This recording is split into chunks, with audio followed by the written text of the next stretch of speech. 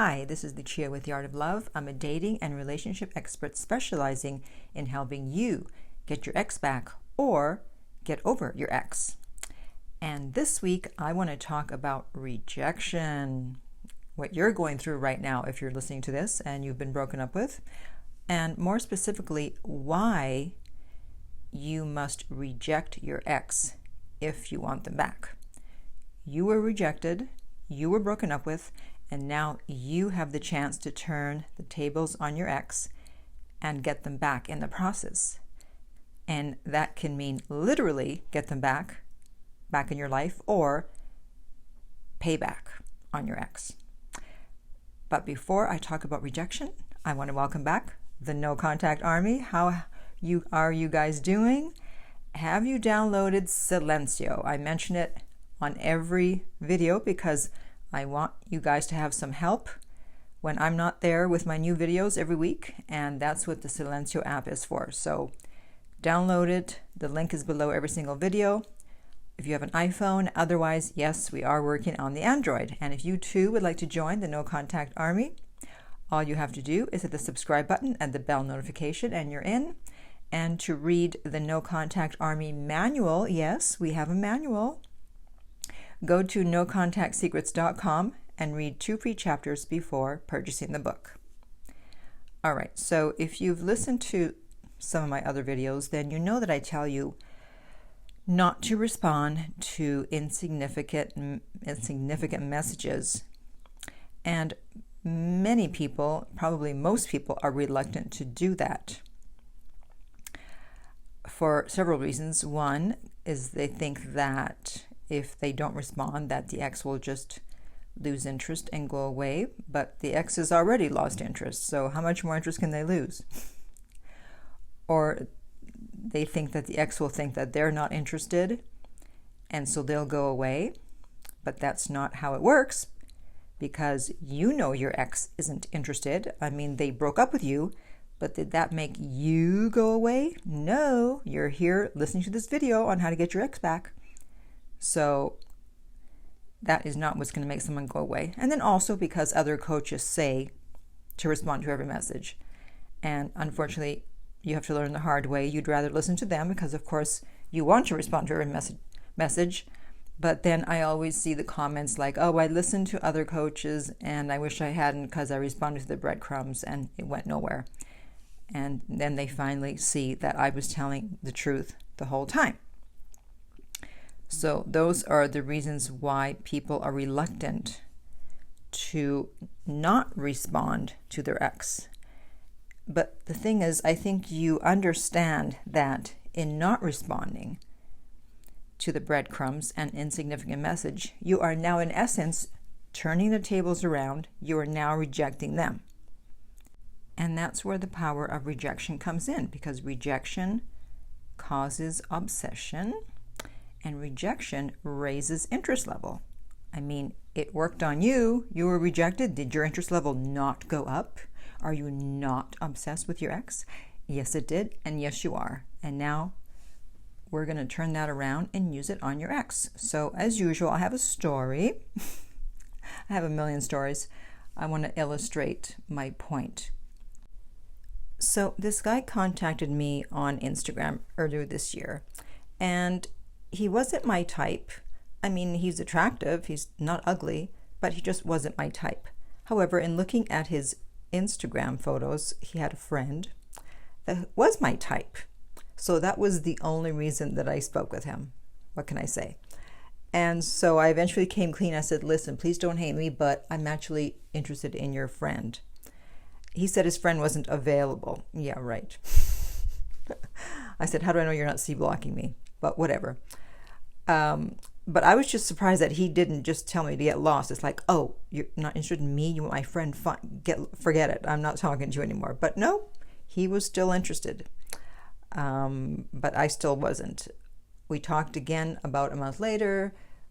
I still wasn't interested. We talked again a month after that, and he was still interested. And I was like, you know what? I should give him a chance because he seems so interested. All right, so we switched to texting, and we're texting, and then I feel that he's starting to play games. He was taking 19 hours to text back sometimes. And after we had talked on the phone, we had really good conversations for a couple of nights. Then I didn't hear from him for 4 days. And I was turned off by that. And you may say, well, you've just started talking to him. You haven't even met him. You're not dating him. It's only 4 days. Why would you be upset? And I say, you know what? You're 1,000% right.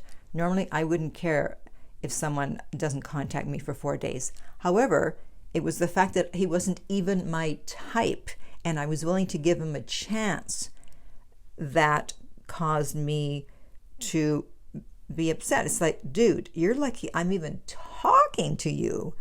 You're lucky you have my attention. And now you're taking 4 days? And I thought, no, I'm not doing this. And so I basically gave him one of my usual goodbye texts. It's like, I'm no longer interested, but it was nice chatting with you, blah, blah, blah, whatever. And he goes, oh, what did I do? But I didn't respond. So I didn't speak to him for 2.5 months. And then I ended up matching with his friend on an app, but that didn't go anywhere. And I had begun to rethink about how I had handled the situation. I thought, well, maybe I should have been more patient, because as you know, I tend to be dismissive. So I contacted him, and I needed a reason to contact him. So I said, hey, guess what? I matched with your friend on a dating app. And he's like, why are you telling me this? And I said, well, I just thought it was funny. And then plus, it didn't go anywhere. So, nothing's going to happen there. And he said that he had been interested in me and that he really enjoyed talking to me. And I said, well, I really enjoy talking to you too. So I invited him to a night out that I was having with friends. But he didn't, he said he was going to come by. He said he was getting ready, but he didn't come by, but he tried to get us to go there. And I said, no. And then he said, okay, then we have to get together soon. So he contacted me a few days later and said, when are you free this week? This was Monday night. I responded Tuesday morning. I said, I can either do Thursday or Sunday. He didn't open the message until Sunday. So basically, 5 or 6 days later, he didn't open the message till then. Did he respond that day? No. He now waited another 6 days to respond. And I think, again, he asked me, hey, when are you free? And I did not respond. Totally done. And guess who is now watching every single story that I post and who is often the first one? Yes, that would be him. And never before was he watching every single story that I posted. But now he is obsessed because I rejected him before, but now I rejected him even more by not even responding to his message. Because rejection raises interest level, rejection causes obsession. And that is what you have to do with your ex. And by not responding to every single message, you are rejecting them. For several reasons, rejection causes obsession. There's the whole open loop that I talked about in 7 Reasons Why No Contact Works on Everybody. And that is curiosity. It's like they don't understand. It's like, wait a minute, I broke up with her. I broke up with him. They were devastated. They didn't want the breakup. And I just contacted them and now they're not responding. That's weird. And now suddenly your value goes up. Because when you reject someone, strange as it may seem, now you become more valuable. It's like you know something about them that they don't. Or you see something that's not good about them and you're willing to walk away. And they don't want anyone to think, oh, well, there's something wrong with me. And so they try to contact you to get you to accept them back, because how can you think that there's something wrong with me? And if there is, what is it? You have to tell me. And that all happens with rejection. I mean, you're doing the same thing. You want your ex back for many reasons. One of them is, of course, because of the relationship that you had. You were happy, even though it may not have been a good relationship, but also because they took your self-esteem. And you think the only person that you can get your self-esteem back from is the person who took it. And that would be your ex. And the answer is no. No one can take your self-esteem. You can give it to someone, but they didn't take it because not everyone handles rejection the same. Not everyone handles the breakup the same. Some people will just say, oh, well, if you don't want me, then I don't want you either. And you're not taking my self-esteem because I know who I am and I know I'm great. And if you can't see that, or if you're not interested and you don't want it, fine. I'll find someone who will. There was a study published in the Journal of Neurophysiology in 2010 that showed that people, when they're rejected, are really suffering from a drug addiction. And the drug is the person who rejected us and has left our love unreciprocated.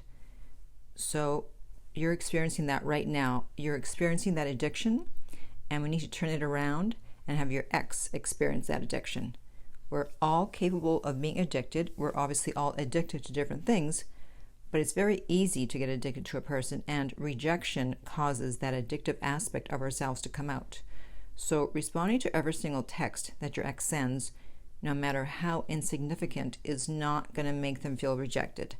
And therefore, it will not make them obsessed, and it will not make them addicted. It will not cause their interest level to go up, and it will not cause an open loop. So if you want things to start turning around, you have to understand that you must wait for something significant. And I talked about what's significant in my video titled, What to Do After No Contact, and I will put the link up here. Keep that in mind the next time you hear from your ex and you think, oh, I have to respond. You are giving away so much power by doing that. You have to wait for the right moment. They need to experience the pain of rejection. You know how painful it is to be rejected, and now they need to experience that same pain in order for their interest to go up. If they broke up with you, it's because their interest level went below 50. And what is going to make it go up again? You have to reattract them. And everyone thinks, oh, well, if I'm nice and I look good and I'm flirty, I'll reattract them. Yeah, maybe, to some extent. But if you want your best chance at reattracting them and your best chance at getting them back, you have to turn the tables around and now reject them, meaning you don't respond to breadcrumbs. And you'll be lucky they'll be lucky if you ever speak to them again. That has to be your attitude. And if they don't contact you again after that first message, then guess what? They were never planning to come back in the first place. But if they do continue to contact you, that means that their interest level is going up, and now you have a chance to get them back. So I want to hear from you. What messages have you responded to? Were they significant? Were they insignificant? And what happened? And in the meantime, if you would like my help to get your ex back, go to theartoflove.net. The direct link is below, and we'll send you the videos, or not the videos, the rates.